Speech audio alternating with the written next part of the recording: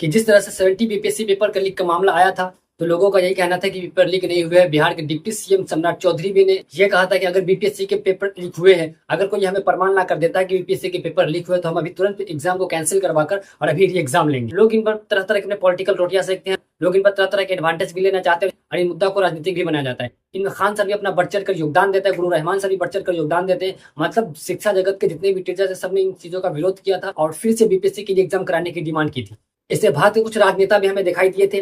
पप्पू यादव ने भी इनमें भाग लिया था, पीके प्रशांत किशोर ने भी इनमें भाग लिया था, लेकिन अंततः यही रिजल्ट निकले कि बीपीएससी के लिए एग्जाम नहीं हुए और जितने भी वादा किए गए थे उन तमाम वादों को पूरा नहीं किया गया और बीपीएससी के लिए एग्जाम किसी भी हालत में नहीं करवाई गई। और यहाँ तक ये होता है कि स्टूडेंट्स इस केस को भी हार जाता है और पटना हाईकोर्ट ये डिक्लेयर करती है कि बीपीएससी के पेपर लीक नहीं हुए। लेकिन अब जिस तरह से बीपीएससी का मामला शांत होता जा रहा है, उस तरह से नेता प्रतिपक्ष की तरफ से बयाना अब धीरे धीरे निकल के आ रहे हैं कि बीपीएससी के पेपर लीक हुए थे और उनके सीट्स को बेची गई है।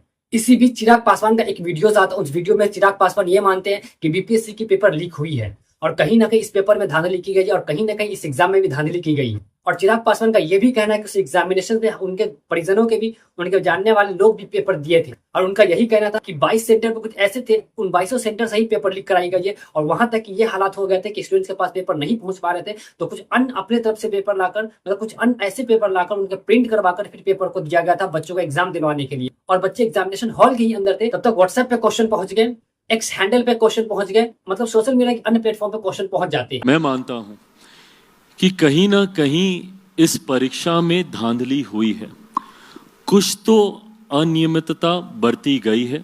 जिस सेंटर को बाद में 22 सेंटर में बाइफरकेट किया गया और सारे बच्चों को अलग अलग बैठा के, अगर इसको मैं सामान्य परिस्थिति में मानूं तो लगभग 22 सेंटर्स में इसका मतलब गड़बड़ी हुई थी। जहां से भी पेपर लीक हुआ है, क्योंकि ये बात सही है, मेरे खुद के परिवार के कई बच्चों ने इसमें पार्टिसिपेट किया, जिन्होंने आकर मुझे बताया कि कई जगह पेपर्स लेट आए, कई जगह क्वेश्चन पेपर पूरे थे ही नहीं, जितने स्टूडेंट्स हैं उतने क्वेश्चन पेपर ही नहीं थे वहाँ पे, जिनको बाद में प्रिंट करवा के बुलवाया गया।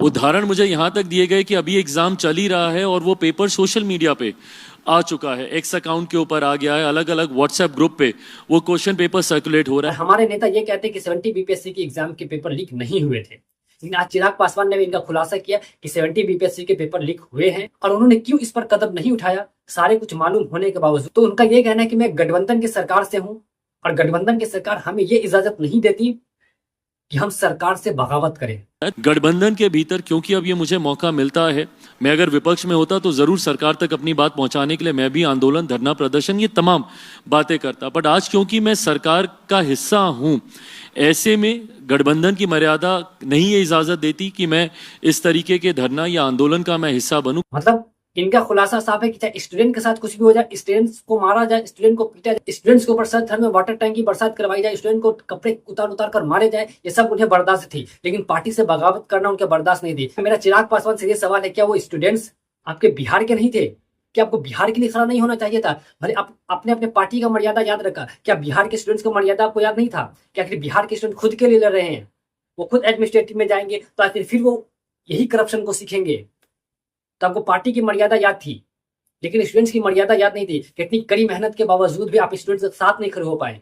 तो आगामी बिहार के इलेक्शंस आने वाले हैं, अब इन इलेक्शंस में भी आपको भी याद नहीं रखा जाएगा और आपको भी किस तरह से बिहार की जनता उखाड़ फेंकेगी, आप देखते रह जाना। क्योंकि ये जख्म इतनी गहरी दी गई है सरकार के द्वारा कि बिहार का हर एक छात्र अपने अंदर दबा कर रखा, इन सभी चीज का बदला आगामी बिहार के इलेक्शन में ली जाएगी।